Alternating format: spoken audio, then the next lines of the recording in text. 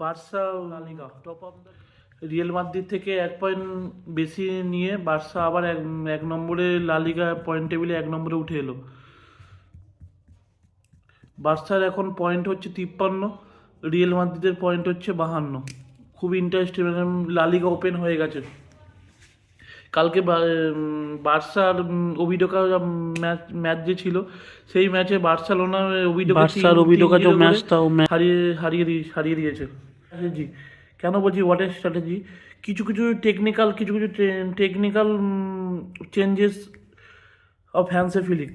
কেন তাকে master mind coach বলা হয় বা কেন কেন তাকে বলা হয়, সে প্রথম হাফে কিছু মানে পরীক্ষা নিরীক্ষা করেছিল। পরীক্ষা নিরীক্ষা কেমন, ধরুন এরিক গার্সিয়া এরিক গার্সিয়া খেলিয়েছে, ক্যান্সেলোকে খেলিয়েছে, কুবার্সিকে খেলিয়েছে, আর মার্টিনকে খেলিয়েছে। এইবার সবথেকে বড় কী হয়েছিল, ক্যান্সেলো যে রাইট ব্যাক হিসাবে খেলে, তাকে ফট করে কালকের ম্যাচে লেফট ব্যাকে স্টার্ট করে দিয়েছে। আর এরিক গার্সিয়া সেন্টার ব্যাক খেলে, তাকে করে দিয়েছে রাইট ব্যাকে। আর সেন্টার ব্যাকে ছিল কুবার্সি আর মার্টিন। আর মিডফিল্ডে কাকে খেলিয়েছে, ডি জংয়ের সঙ্গে ওলমো বা ফ্যানমিন লোপেজ বা এরকম কেউ স্টার্ট করার কথা ছিল, কিন্তু ডি জংয়ের পাশে স্টার্ট করা হচ্ছে কাসাডো। হ্যাঁ, মাঝমাঠে ছিল Casado, Dani Olmo, Frenkie de Jong. আর ওপর লাইনে ছিল রাফিনিও, লিভানডস্কি আর লামিন। ফার্স্ট হাফ খেলতে পারেনি, খুবই স্ক্র্যাপি ফুটবল খেলছিল ফার্স্ট হাফে। খেলতে স্ক্র্যাপি ফুটবল, মানে সেরকম ওপেন পেস তৈরি করতে পারে না। আর প্রবলি কেন ওপেন পেস তৈরি করতে পারছিল না, মাঝখান থেকে মিডফিল্ড থেকে অ্যাটাক তৈরি করতে পারছিল না কেন, আমাদের বার্সার main player Pedri injured 1 month, সবাই জানো আগে থেকে। পেড্রির অ্যাবসেন্সই বোঝা যাচ্ছিল। এবার সবাই ভেবেছিল কি পেড্রি নেই, তার জায়গায় একটা ডেস্ট্রয়েড ডিফেন্ডার মানে মিডফিল্ডার খেলাবে বা সিডিএম খেলাবে, সে এরিক গার্সিয়া খেলাবে। কিন্তু না, মানে হ্যান্সি ফ্লিক কেন, সে এরিক গার্সিয়া কি করে, এরিক গার্সিয়াকে রাইট ব্যাকে স্টার্ট করে দেয়। আর ওই সিডিএম পজিশনে কাকে খেলে, কাসাডো। হ্যাঁ, কাসাডো যথেষ্ট ডেস্ট্রয়েড প্লেয়ার, মানে ডেস্ট্রয় করে, মানে ভালোই বল ধরতে দেয়, খেলতে দেয় না। তাও কাসাডো সেই এরিক গার্সিয়ার মতো নয়। আর এরিক গার্সিয়া মানে সুপারম্যান, মানে যদি বার্সেলোনা এখন যদি সবথেকে কি প্লেয়ার হয়, সেটা হচ্ছে এরিক গার্সিয়া। কেন বলছি, এরিক গার্সিয়া মানে এমন একজন প্লেয়ার, যাকে হ্যান্সি ফ্লিক যে কোনো পজিশানে, কোনো দিন সেন্টার ব্যাক, কোনো দিন লেফট ব্যাক, কোনো দিন রাইট ব্যাক, যেখানে খুশি, কোনো দিন সিডিএম পজিশন, যে কোনো পজিশানে এরিক গার্সিয়াকে খেলিয়ে দিচ্ছে। আর যেই মানে সুপারম্যান মানে সত্যি মাথা খারাপ করে দেওয়া পারফরমেন্স এরিক গার্সিয়া। কেন, মানে যেখানে খেলছে সেখানে ফিট হয়ে যাচ্ছে। এবার এরিক গার্সিয়া কালকে রাইট ব্যাক মানে ফার্স্ট হাফে রাইট ব্যাক যখন খেলছিল, এবার হ্যাঁ অবশ্যই এরিক গার্সিয়া যথেষ্ট ভালো, কিন্তু রাইট ব্যাকে যে কুন্ডের মতো নয়, লেফট ব্যাকে বাল্ডে, এই দুজনকে কালকে বসিয়ে দেয়। এইবার কুন্ডে আর বাল্ডে দুজনকে বসিয়ে দেওয়ার জন্য কি হয়, ল্যামিন ফার্স্ট হাফের প্রপার ভালোভাবে ফ্রিলি ফুটবল খেলতে পারছিল না। হ্যাঁ, কেন, এই কুন্ডে যতই ল্যাক করুক বা ভুল খেলুক কিন্তু কুন্ডে কি অ্যাটাকে হেল্প করে। আর কুন্ডের সঙ্গে ল্যামিনের আন্ডারস্ট্যান্ডিংটা খুব ভালো, মানে কখন বল ছাড়তে হবে, কোন বলটা ধরতে হবে, মানে কুন্ডের সঙ্গে লামিনের যে টাচটা খেলে, কখন বলটা রিলিজ করবে, কখন ওই সময় রান করবে প্রপার। আমি যদি বলি, আগেকার যখন আমি 2009-10 কথা বলছি, তখন মানে এই দুটো জুটি আমাকে সেই ড্যানি আলভেস আর মেসি দুজনের জুটি মনে করিয়ে দেয়, কুন্ডে আর লামিন। তারাও দুজনের প্লে, মানে দুজনের বল এক্সচেঞ্জ করতে পারতো, মানে খেলা বুঝতে পারতো যে কখন বল ছাড়বে, কখন বল ধরবে, কোন সময় মেসি রান করবে, কোন সময় বল দিতে হবে, কোথায় মেসি বল দেবে, মানে প্রপার দুজন আন্ডারস্ট্যান্ডিং ছিল। সেরকম কুন্ডে আর লামিন সেরকম আন্ডারস্ট্যান্ডিং হয়েছে। এইবার এখানে সমস্যা কি হয়েছে, যখন ফার্স্টে কুন্ডে না থাকায় এরিক গার্সিয়া হ্যাঁ রাইট ব্যাক খেলছিল, কিন্তু যে অ্যাটাকে হেল্প করার জন্য অ্যাটাকে হেল্প করতে পারছো না। কুন্ডে বেল্টে যদি মানে গাড়বার করে দেয়, মানে ভুলভাল খেলে, কিন্তু তাদের অ্যাটাকিং তার ডিফেন্সিভ অ্যাবিলিটিটা একটুখানি থেকে অ্যাটাকিং অ্যাবিলিটি অনেক বেশি ভালো। কেন দেখবেন ল্যামিনের সঙ্গে আন্ডারস্ট্যান্ডিং খুব ভালো, চট জলদি উঠে যায়, উঠে গিয়ে ল্যামিনকে হেল্প করে, আর ল্যামিন এসব ফ্রি ফুটবল খেলে। আর ফার্স্ট হাফে এরকমভাবে স্ক্রাপি ফুটবল, খুব বাজে ফুটবল চলে, বার্সা কোনোভাবে ডেডলক ভাঙতে পারে না। এইবার সেকেন্ড হাফ, এবার খেলা শুরু হয় সেকেন্ড হাফে। এবার সেকেন্ড হাফে কী করে, কুন্ডে নামানো হয়, তারপর বাল্টাকে নামানো হয়। এবার কুন্ডেকে নামানোর সময় হয় কী হয়, তার কুন্ডে রাইট ব্যাকে চলে যায়, আর এরিক গার্সিয়া কী করবে, এরিক গার্সিয়া চলে যায় সেন্টার ব্যাকে। এবার এরিক গার্সিয়া সেন্টার ব্যাকে আসার সময় ল্যামিন পুরো ফ্রিলি ফুটবল খেলে, কুন্ডে অ্যাটাকে হেল্প করবে, উপরে উঠে আসে। আর সেখানে এরিক গার্সিয়া সেন্টার ব্যাক, আর এরিক গার্সিয়া সেন্টার ব্যাক যে ম্যাচে খেলে সেইখান থেকে মানে খেলা তৈরি করে। এরিক গার্সিয়া দেখবেন তলা থেকে যেই খেলা তৈরি করে, এরিক গার্সিয়া যখন সেন্টার ব্যাকে চলে আসে না, তখন থেকে দেখবেন পাস খেলা, খেলা আরও অ্যাক্টিভলি বার্সেলোনাকে দেখা যায়, তখন ওখান থেকে অ্যাটাক মানে তলা থেকে অ্যাটাক শুরু হয়, তলা থেকে অ্যাটাক শুরু হয়। এবার ওদের একটা ভুল পাস, নিজের পাস খেলতে গিয়ে ভুল করে, সেখানে ল্যামিন চেস করার জন্য, হাই প্রেস করার জন্য, তখন ওরা ভুল করে মিস পাস করে ওলমোর কাছে চলে যায়। আর ওলমো জাস্ট মানে ওয়াটে মানে বিগ ম্যাচ প্লেয়ার। কেন বলবো, যখনই ওলমোকে দরকার তখনই ঠিক ওলমো গোল করে দেয়। ঠিক কালকেও ঠিক এরকম জায়গায় পেড্রি একসঙ্গে ঠিক দেখুন, ওলমো আবার ঠিক গোল করে দিয়ে গেল।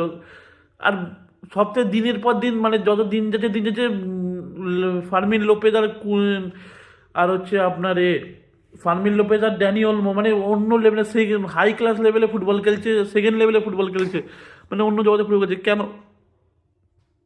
কেন বলছি, ওলমো সব থেকে বড় একটা, যেমন ফার্মিন লোপেজও কি দূর থেকে চোটজলদি শট নেয়, ওলমোও দেখবেন দূর থেকে চোটজলদি শট নিতে খুব মানে ওস্তাদ, মানে খুব সুন্দর দূর থেকে চোটজলদি শুট নেয়। আর সব থেকে বড় প্লাস পয়েন্ট বার্সেলোনার যে মিডফিল্ড যে আছে, মিডফিল্ড জেনারেল গোল করছে, প্রতিটা মিডফিল্ডার গোল পাচ্ছে, মিডফিল্ডার উঠেছে গোল করছে, ফাইনাল থার্ডে বল পাচ্ছে। এইটা হচ্ছে বার্সেলোনা খুব, স্ট্রাইকার লেভানডস্কির ফর্মটা ভাবাচ্ছে। তাও আমি বলবো বার্সেলোনায় মিডফিল্ড পুরো কন্ট্রোল করছে, মিডফিল্ড গোল পাচ্ছে প্রত্যেক ম্যাচে।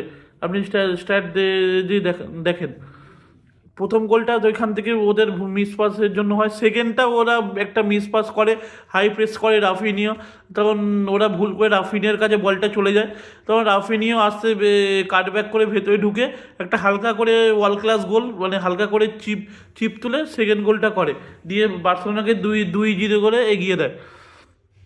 এবার 2-2 করে রেখেছে। আর রাফিনিও কথা বলি, রাফিনিও কিন্তু 2-3টে ম্যাচ একটুখানি আউট অফ ফর্ম, কিন্তু দেখুন আউট অফ কলার করা থাকার পরও আর রাফিনিও দেখবেন কোনো প্রত্যেক ম্যাচে নয় অ্যাসিস্ট নয় গোল ঠিক করে দিচ্ছে। এটা একটা কিন্তু বার্সেলোনা প্লাস প্লেয়ার।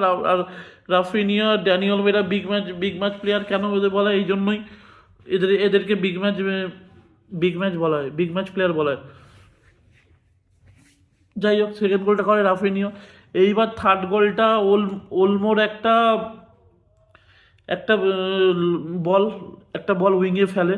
আর মানে হোয়াট মানে নেক্সট লেভেলের, কেন বলা হচ্ছে ল্যামিন হচ্ছে নেক্সট সুপারস্টার, মানে ব্যালন ডিওর দাবিদার, নেক্সট বড় সুপারস্টার কেন বলছে। আর বার্সেলোনা মানে সত্যিকারে ফার্স্ট হাফে যে খেলতে পারছিল না, সেকেন্ড হাফে জাস্ট মানে ওয়ার্ল্ড ক্লাস গোল। ওলমোর একটা হালকা চিপ উইংয়ে ফেলেছে, রাইট উইংয়ে ওখান থেকে বল, আপনার ল্যামিন বলটা রিসিভ করেনি, ওখান থেকে বাইসাইকেল কিক, আর মানে ওয়ান্ডারফুল গোল, ওয়াটার গোল, মানে চোখে এখনো ভাসছে, ওয়ার্ল্ড ক্লাস গোল, লাল লিগার এবারে বেস্ট গোলের মধ্যে পড়বে। আর মানে ওয়ান্ডার বয়, মানে যত দিন যাচ্ছে বার্সেলোনাকে আস্তে আস্তে আরও দেখবেন ল্যামিন আস্তে ম্যাচিওর হয়েছে, আস্তে বার্সেলোনা নিজেরা উত্তরসূরিকে খুঁজে পাচ্ছে, বার্সেলোনাকে এবার আস্তে আস্তে টেনে নিয়ে যাচ্ছে ল্যামিন যত দিন যাচ্ছে তত দেখবেন ম্যাচিওর হয়ে যাচ্ছে। এই হওয়ার পর, এই ম্যাচের পর 3-0 রেজাল্ট হয়, 3-0 গোলে ওভিডো হেরে যায়। এই বার্সেলোনা এই ম্যাচ জেতার পর একদম লিগ টেবিলে 1 নম্বরে উঠে আসে, লা লিগার পয়েন্ট টেবিলে 1 নম্বরে চলে আসে বার্সেলোনা এখন পয়েন্ট হয়ে দাঁড়ায় এই ম্যাচ জেতার পর। ওভিডো ম্যাচ জেতার পর 53, রিয়াল মাদ্রিদের পয়েন্ট হচ্ছে 52। সত্যি ওয়াটে মানে সত্যি কিছু বলার নেই। হ্যান্সি ফ্লিক কেন হ্যান্সি ফ্লিক সত্যি।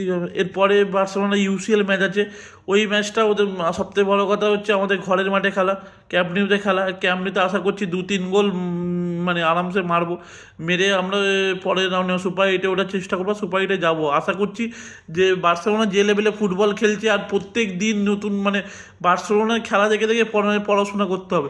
প্রত্যেক দিন না দিন কিছু না কিছু দেখাচ্ছে কোচ, মানে জাস্ট কিছু বলার নেই, just world class Hansi Flick, hats off Hansi Flick, just awesome, কিছু নেই। এইবার ইংলিশ প্রিমিয়ার লিগে সবথেকে বড় অঘটনটা ঘটে গেছে। আর্সেনাল 1 নম্বরে ছিল ইংলিশ প্রিমিয়ার দাবিদার, কিন্তু সেখানে তারা আবার ম্যানচেস্টার ইউনাইটেডের কাছে 3-2 গোলে হেরে গিয়ে পয়েন্ট লস করেছে।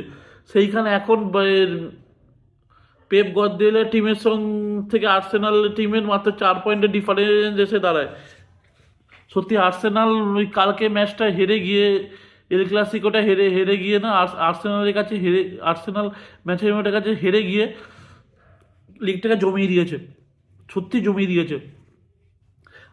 আর একজনের কথা আমি না বললেই না হয়, মাইকেল ক্যারিক, মানে সত্যি উনি আসার পর কি ম্যানেজার কোচ, মানে পুরো ট্যাকটিক্যালি কোচ, পুরো ম্যানচেস্টার ইউনাইটেড পুরো শেপ পাল্টে দিয়েছে।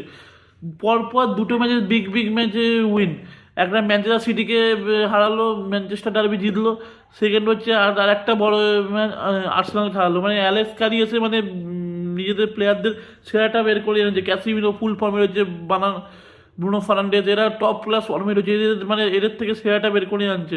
সত্যিকারে মাইকেল ক্যারি জাস্ট কিছু বলার নেই, জাস্ট খুব মানে যথেষ্ট মানে হেভি ওয়েট কোচ, মানে সত্যিকারের সে ঘরের ছেলে খেলছে। সত্যি এই অ্যালেক্স ক্যারির যে মানে কোচিং দেখে অ্যালেক্স ফার্গুসনও ঘরে চিন্তা করছে, মানে দেখে হাত কামড়াচ্ছে, মানে জাস্ট মানে খুশি হচ্ছে যে অ্যালেক্স ফার্গুসন, তিনিও ভাবছে আমার উত্তরই। আর সত্যি মানে সে দেখেও ম্যানচেস্টারের এই আলাদা ফর্মে দেখেও অ্যালেক্স ফার্গুসন স্যার তিনি খুশি হচ্ছেন। তিনি তার পুরনো red Devil's Manchester United is back, red Devil's back করছে। সত্যি জাস্ট ওয়ান্ডারফুল, কিছু বলার নেই, সেরকম কিছু আর বলবো না। যাই হোক, পরের ম্যাচ ইউসিএল খুব গুরুত্বপূর্ণ ম্যাচ, আমরা আশা করছি বার্সেলোনা সেই ম্যাচ জিতে 2-3 গোল মেরে পরের রাউন্ডে সুপার এইটে যাবে।